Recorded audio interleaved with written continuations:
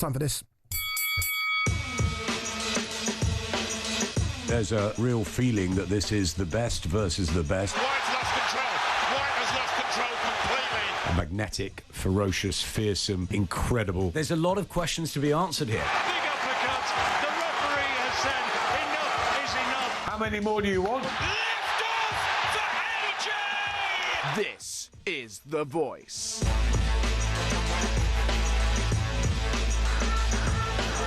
One second. Have you done your research? Have you realised that you were wrong? Yeah, he missed 11. Yeah, he missed 11 penalties, yeah? Trust our producer. No, I do trust him. Do you know why? Why? All I can ever remember him is missing the one in the derby against Sunderland. Yeah. Well, there was 10 others. Yeah. Maybe a lot for Southampton. Maybe before we knew how good he was, maybe. All right, it's time for The Voice, our weekly feature, where we're joined in the studio by the voice of boxing, Adam Smith, to look back at the weekend's biggest story. The week's biggest story, but really the weekend, because a lot happened Friday, Saturday and Sunday. Before we do that moment when Eubank opens the door, I know it's old now, but I haven't seen you since. That moment when Chris Eubank Senior opens the door and you see it for the first time, that was just... like, you know, like commentary gold. Yeah. Like commentary gold. You must have watched it, because I've watched that moment back about 1,000 times. You're watching it back and hearing your voice. How was it for you?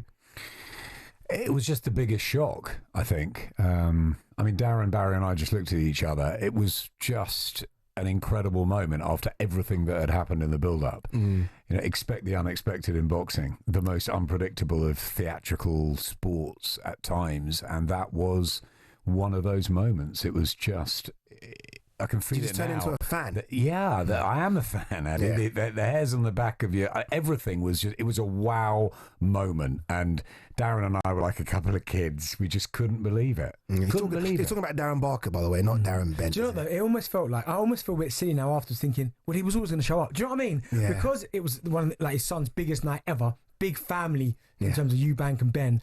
And him saying, he gave that interview saying he's not going to be in his son's corner, and then... Not just that, he called him a disgrace. Yeah, and so all he that. completely threw me. But then after the fight now, and it's all gone down, I'm thinking, well, he was always going to be there. Why did I think he wasn't going to be there? He called him a disgrace, and especially what Chris had said on the Thursday at the press conference about the pain of the sort of separation with his dad just got everybody sold on the fact he was not turning up. But to complete the four of them there just made it. And then, of course, we had a fight to remember, one for the ages. And it was just, it was one of those moments, I think, that will sit with me when I loved Senior. He was my hero as a teenager. I loved watching him. I loved all the sort of the pomp and ceremony of his ring walks, everything. And it was another of those. It was incredible. Another of those. It was incredible. I'll tell you what wasn't incredible was the weekend's boxing. I have to be honest with you, Friday and Saturday. Sunday was all right. Friday and Saturday, just the worst weekend of boxing I've ever experienced watching. You know what it is as well? So like Eubank and Ben was so hyped. Yeah. Like surely it couldn't deliver, and it over-delivered. Yeah. The weekend's boxing, bear in mind Times Square, a big event in Saudi Arabia, was so hyped, and the fighters completely let it down. So it's not the organisers I'm having a go at, or the broadcasters. Ultimately, it's down to the fighters to deliver. And a lot of those fighters didn't deliver. I used to say, Ade, at Sky, when we'd have big pay-per-view weeks and nights, I used to say to the team, they work so hard to the build-up and on the day, and everybody's ready for that moment. When the bell goes, you're out of control. You can't control what the fighters are going to do. It's up to them to deliver. And you just hope that all the hype and all the sort of build-up, it does go down well.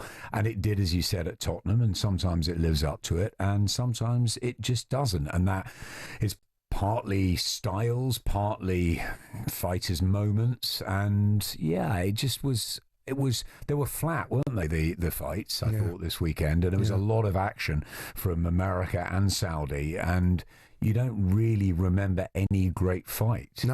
No, nothing. Do you know what, the best thing to come out of the weekend's boxing was the fact that we are going to see Canelo Crawford. Oh my God, do you know how excited I am for that fight? I'm wait. so excited for that fight, because for so long it's always been Canelo, but I almost feel like Crawford doesn't get the Do you respect want to he go? Should we deserves. just go? Where's The other Darren Barker, It's is the, like... the LA Raiders Stadium. He's like or a Las fan. Vegas He just Raiders, wants so to the go. Allegiant Stadium. Wanna go? 70,000. Let's go. Yeah, I'll go. Yeah. That one, I don't think he gets the respect he deserves, though, Crawford. No. Just a great fighter. Yeah. A great fighter. All those years ago when he came over and beat Ricky Burns and people weren't talking about him. I mean, it seems like a lifetime ago, that, and what he's done since, winning so many world titles at so many different weights, and now he jumps up 2 weight divisions to take on the man who didn't, to me, look quite the man on the early hours of Sunday morning, was it? It was a strange I think he weekend of ring time, walked at like wasn't it? 6:45 a.m. in Saudi, just so it's like peak time in Vegas. Amazing idea to do Times Square in Saudi in those, fantastic for fans to get the big events now on the back of Tottenham. It's just a shame it didn't. The fireworks weren't there. Yeah, and as you say, look, Sometimes once you put fighters in the ring, I mean, again, you have no influence on how they're going to perform. Some people say that they're getting paid too much, and that the hunger from a lot of these younger fighters, I wouldn't say Canelo because he's been at the top for such a long time, but these younger fighters are getting overpaid, so the hunger's gone. You know, there's silk pajama sort of quote, you can't perform when you're sleeping in silk pajamas. And maybe that applies to a lot of these younger fighters. I think it's hard to have a go at fighters. I mean, fighters do the most, in my opinion, difficult job in the world, right? They're in the hardest of gladiatorial sports. Yeah. You and I and Darren, we look up to fighters. They're amazing individuals to actually do that and put their lives, their careers on the line for our entertainment. So I'm not going to be one that says, hey, that fighter didn't really turn up or that fighter didn't want it enough, because I think when you put a pair of gloves on, you go in the ring, you are taking that into your own hands, and you have to protect yourself and you have to deliver whatever level you're at. I think sometimes it just, for whatever reason, you could have an off night. As I said, styles don't mesh well, and maybe the hype is just a little bit too much. But I don't know about that. I think that fighters are getting paid good sums of money now around the world. It's great to see, and long may that continue. Joe, let me ask you a question, Andy. Do you think there's almost too many big fights? Because there was a period where it felt like it took ages to get the big fights because there was no Saudi investment. But do you think all of a sudden now there's too many super fights? Because it feels like every weekend there's a fight that you go, okay, here we go. I think there's too many big fights, and this is crazy for me to have been saying this, but I think there's too many big fights back to back. Yeah. I'd like them to be spaced out a little bit. Because you don't then have the build up from one to one. You almost need like a 3 or 4 week breather and then go, okay, let's get another one. And when we have them back to back, I've always classed some of these big events like a WrestleMania or a Super Bowl. Super Bowl's once a year. WrestleMania's once a year. Yeah. So sometimes you got to space them out a little bit so they breathe. Like Tent pole events. Yeah. Right? We used to think about that again when I was at Sky. There was the sort of March, maybe May or even later, a July, August, then a September, then a December, maybe 4 a year. And I think that's like the Grand Slams in tennis, in golf, the big tournaments, 4 a year. And I think it's a great question you asked, Darren, about, is there too much of it? Like one week you have Eubank Ben, the next week you've got Times Square, this huge event, and you've got Canelo, you've got a huge one this weekend on UK soil, certainly in the trade with Kakache and Woods. So within the space of sort of a few days, you're having these huge fights. And I think, sometimes people think, it's another big fight. Oh, do we really have to, do we go again here? I think the space that you're talking about is important. That's because it, isn't it? You get the narrative, you get the story, you get the people chatting in the pubs. You want to hear it and feel it before the big event. But are we complaining that boxing's on a roll and there are great fights being made and the situation has changed dramatically in the last couple of years? Of course not. And again, I come back to it. Fighters are the ones that are benefiting from this most. Yeah, fighters are getting paid. Fighters are getting dates, which again is very important. Just to put a bow on Canelo Crawford, as Benty said, they came in the ring face to face. We know it's going to happen now, September 12th, which is a Friday. So that's interesting. A Friday this will be in Vegas. That's the biggest fight of, I was going to say the year. It's easy the biggest fight of the year. Oh, biggest fight of the last. I don't know. Last fight, Canelo Crawford. Here we go. Yeah. No, I like it. I think maybe the last 5 years. I can't think of anything. Bivol Beterbiev in the trade, a big one, but casuals didn't really know about them. Canelo Crawford, you've got 2 all-time greats, 2 pound for pounders, and they bring 2 demographics as well. Isn't it fascinating? Bivol Beterbiev in the trade, definitely one of them.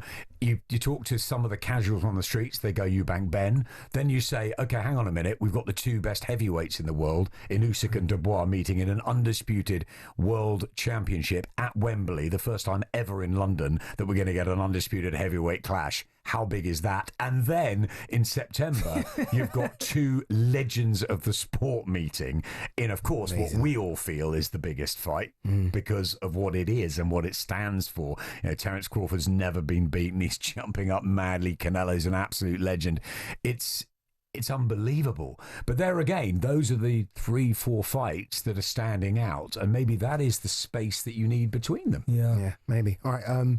not coming down from that, but obviously you are going to come down from Canelo Crawford because we're going to talk Lee Wood-Kakache next. Adam is going to stick with us. Adam, this weekend, I was going to say a domestic fight. It's more than that because we're talking two former world champions. Yep. There's still an IBO belt on the line, I believe. We are talking Anthony Kakache versus Lee Wood. I can't wait. In Nottingham. I cannot wait for this fight. I messaged Frank Warren yesterday. It is, for me, one of the fights of the spring-summer period I've been looking forward to most. I'm such an admirer of both of them. Yeah. I love Lee Wood. He is just exciting. He's talented. He's heart on your sleeve. He needs a fight. He's been waiting for a big fight, maybe too long. Anthony Kakache, what a last year and a half he's had coming through finally, and the confidence he's got. And they meet. It's a brilliant clash. Yeah, it's going to be fantastic. I mean, what Lee Wood has as well, obviously, look, massive Nottingham Forest fan, and they turn up. Yep. So it's going to be packed. And then you got Kakache, who's got a Belfast following. They'll turn up. Yes. So the atmosphere it's going to be at the Motor Point's going to be incredible. It's fantastic. You know, it takes you back to when Carl Froch fought Lucien Boutte and everyone was writing Carl off, including me. We all thought Lucien Boutte would beat him that night, and he was fantastic. Remember when Eddie got in the ring a little bit too early? Eddie always does that, doesn't he? Eddie always jumps into the ring. One. Was that the first one? That was the first one. Yep, got into a little bit of a mess there. Could have got Carl disqualified. He could have done. No. I love Nottingham, and the crowds they get are fantastic. It's great when the darts are there, and it's great when the boxing's there. They get behind their own, and they'll get behind Lee Wood. And as you say, Anthony's got a big following too. He's a great character. They both are. It's a fabulous matchup. A great card on. We were talking off air as well. Sam Noakes on. So many good fighters, and I'm really looking forward to it this Saturday.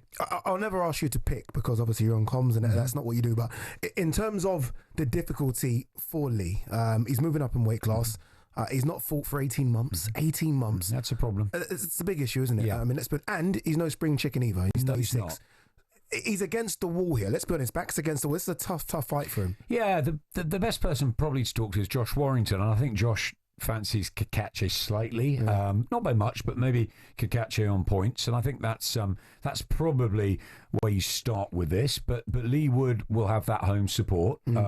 He's a fantastic fighter. He finds ways to win, and he's gone through a lot himself. And there's something about him. There's a steely determination about Lee. And I remember before this fight was announced, and he said, "I think we're gonna do this." And there's something about him that makes me think, don't write him off at all here. Kakache is the man in form. He's the man that's got momentum, and he's got that freshness, I suppose, because he's newer to this level. But Lee Wood is he's not just an old warhorse. He's a very talented, dedicated, sly fox, Dan. Very, very sly fox. A few sly foxes in the promoter world as well, and I'm talking Ben Shalom and Eddie Hearn. Ben Shalom of Boxer, obviously Eddie Hearn of Matchroom, and they've both been speaking to IFL TV recently. Let's have a listen.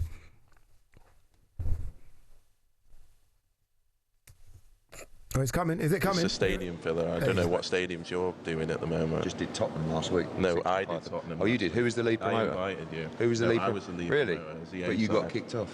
Kicked Who off was what? the lead promoter for that fight? Why were you the lead promoter? Be ready to look Why very were you silly. the lead promoter? Was I the lead promoter for the fight? Why were you the lead promoter? Because my name was across everything with the paperwork, with the board, and that was what was instructed to do. My name was across everything. No, it wasn't. Yes, it was. I don't even want to... Who was the lead promoter? Boxer were the lead promoter last week. Oh my God, you just had a stinker. Who was announced first every time? No. Who was announced first? Who was the promoter Who was announced with the board? first? This is so petty, but it was our show. What you do is you're a stone cold liar. It was our show. Why would we be announced first if you were the lead promoter? Because that was what you wanted, because you threw your toys out the pram, because you wanted to be the A-side. What did you get like as you the do all lead the time. promoter? If you're not in a picture... Why were you the lead this promoter? This is what you also do. I have to be in the picture. These two, incredible. Kids in the playground. It's incredible. When Ben came along first, look, I thought he was a shy guy.